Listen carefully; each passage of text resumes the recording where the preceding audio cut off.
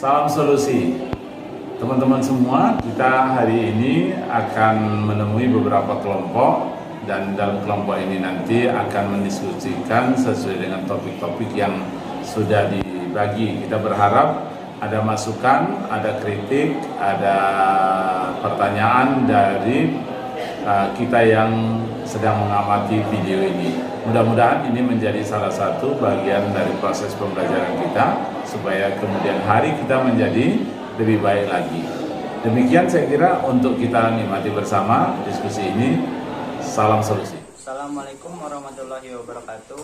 Perkenalkan, nama saya Trisno Arazi dan kawan diskusi saya Igel Rahimi Mulya. Kami dari kelompok 2 ingin mendiskusikan materi kami yang berjudul metode-metode filsafat. Nah, sebelum melanjutkan diskusi kami, teman-teman udah tahu tidak apa itu metode filsafat? Nah, metode filsafat ialah cara bertindak menurut sistem aturan tertentu berdasarkan objek formal yang ditentukan menurut suatu pendapat dan pemikiran khas untuk berfilsafat. Mudahnya, metode filsafat adalah panduan dan cara berpikir untuk berfilsafat.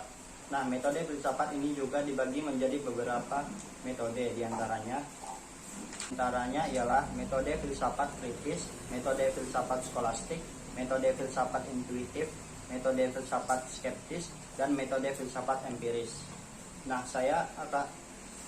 Di sini kami akan menjelaskan beberapa metode tersebut. Salah satunya ialah metode filsafat kritis. Metode filsafat kritis dikembangkan oleh dua filsuf Yunani terkemuka, yaitu Sokrates dan Plato.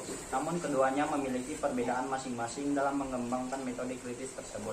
Berikut perbedaan keduanya, yaitu Sokrates sebagai filsuf awal. Sokrates tidak meninggalkan sebuah karya dalam bentuk tulisan, namun ajarannya dikenal saat ini adalah buah dari kontribusi beberapa pengarang atau pemikir Yunani, yaitu Xenophon, Antiponas, dan Aristoteles. Anton Becker menguraikan bahwasanya gaya berpikir Sokrates terbagi dalam dua tingkatan dalam perspektif.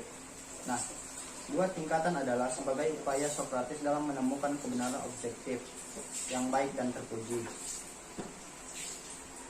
Sokrates kemudian mengembangkan 4 metode kemudian menginspirasi para filsuf sesudahnya, yaitu dialog, rumusan sebagai titik tolak, pembantahan, induksi, definisi. Plato. Perbedaan antara Plato dengan Sokrates dalam mengembangkan metode kritis, di mana Plato menurut para ahli filsafat gaya berpikirnya melampaui Sokrates dalam berfilsafat. Kekhasan metode filsafat Plato dan yang membedakannya dengan Sokrates dapat diuraikan sebagai berikut. Sokrates memusatkan perhatiannya pada bidang etis, sedangkan Plato memusatkan perhatiannya pada bidang yang amat luas, yaitu mencakup seluruh ilmu pengetahuan. Bidang keilmuan ekstasa mendapatkan tempat yang istimewa bagi Plato. Anton Becker mengklasifikasi secara sistematis metode filsafat Plato, yang mana beliau memperluas kajiannya dari gurunya Sokrates yang dapat diuraikan sebagai berikut: dialog, hipotesa, dan definisi. Dengan menjalankan tahapan metode di atas, para ahli filsafat menjelaskan bahwasanya Plato menghasilkan beberapa pemikiran yang brilian yang kemudian dapat dijadikan sebagai sebuah teori. Di antaranya teori tentang bentuk-bentuk yang dikenal dengan teori tentang ide-ide dan sifat cinta, metode dialektika, bentuk atau ide tentang kebaikan, sifat Jawa, dan masyarakat ideal. Di atas hingga saat ini masih menjadi topik hangat dalam diskursus pada akademisi di lingkungan universitas, sehingga metode filsafat yang diterapkan oleh Plato dapat dijalankan untuk menghasilkan sebuah teori. Nah, metode berikutnya ialah metode filsafat skolastik. Metode filsafat skolastik ini adalah Anton Becker menjelaskan bahwa metode filsafat bersifat sintesis deduktif yang bertolak kepada definisi atau prinsip-prinsip yang jelas dengan sendirinya ditarik kesimpulan-kesimpulan. Metode ini dikembangkan oleh Thomas Aquinas yang mengacu kepada pemikiran Aristoteles, yaitu Thomas Aquinas. Filsafat skolastik dikembangkan oleh seolah-olah biara dan keuskupan, di mana Thomas Aquinas selain sebagai seorang filsuf, beliau juga dikenal sebagai imam Katolik dan biarawan. Metode filsafat skolastik disebut sebagai metode sintesis deduktif, di mana metode ini menekankan 3 hal, yaitu meneliti dan meneliti cara berpikir, cara menguraikan dan membuktikan ajarannya. Thomas Aquinas merincikan dengan 4 tahapan, yaitu A. Soal atau masalah yang diterangkan oleh dosen. B. Keberatan-keberatan yang diajukan oleh seorang mahasiswa. C. Jawaban-jawaban diberikan oleh seorang mahasiswa senior. D. Kesimpulan diberikan dosen dengan jawaban-jawaban tepat dan tidak keberatan. Nah, metode selanjutnya akan dijelaskan oleh teman saya. Saya akan melanjutkan sisa dari metode filsafat yang kami bahas dalam materi ini. Yang berikutnya adalah metode filsafat intuitif, Plotinus dan Henry Bergson. Metode filsafat intuitif mengajarkan melalui jalan introspeksi intuitif, yaitu menggunakan pemakaian simbol-simbol yang diusahakan untuk pembersihan intelektual beserta pensucian moral sehingga tercapai suatu penerangan pemikiran. Yang pertama, metode intuitif menurut Plotinus.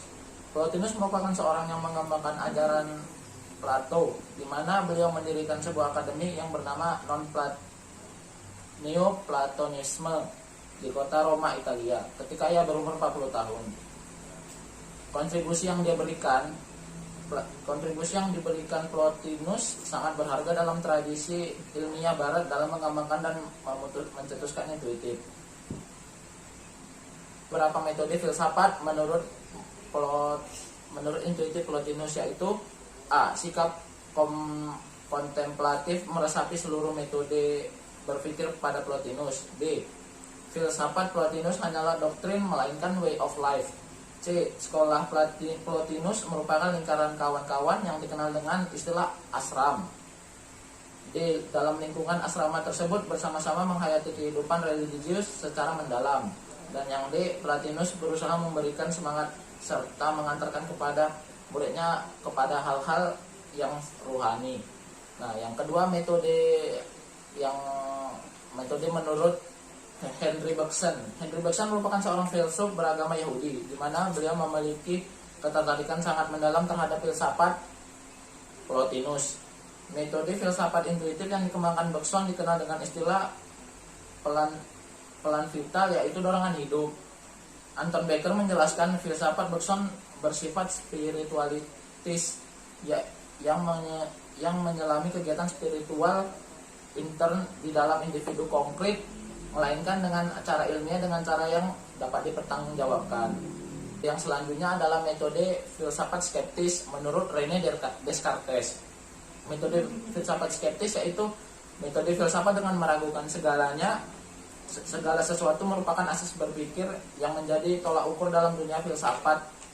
Salah satu tokoh yang terkenal adalah René Descartes, seorang filsuf berkebangsawan Prancis.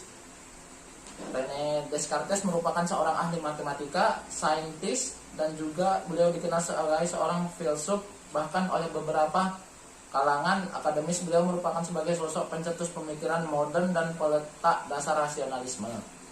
Metode filsafat skeptis mengajarkan bahwa untuk memastikan sesuatu yang ada atau benar-benar ada bukan dilalui dengan khayalan, melainkan sesuatu tersebut harus disaksikan lebih dahulu. René Descartes menjelaskan bahwa kebenaran yang selama ini diterima sebagai kebenaran haruslah diragukan kebenarannya. Dan metode yang terakhir adalah metode filsafat empiris.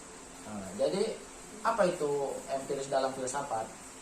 Berdasarkan akar katanya, empirisme adalah aliran dalam filsafat yang berpandangan bahwa pengetahuan secara keseluruhan atau paralel didasarkan kepada pengalaman yang menggunakan indera.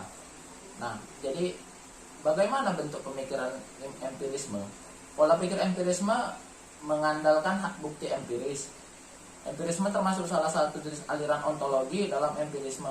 Manusia dapat memperoleh pengetahuan dalam pengalaman dengan cara mengadakan pengamatan dan penginderaan. Empirisme merupakan salah satu dari 3 aliran filsafat ilmu di dunia barat.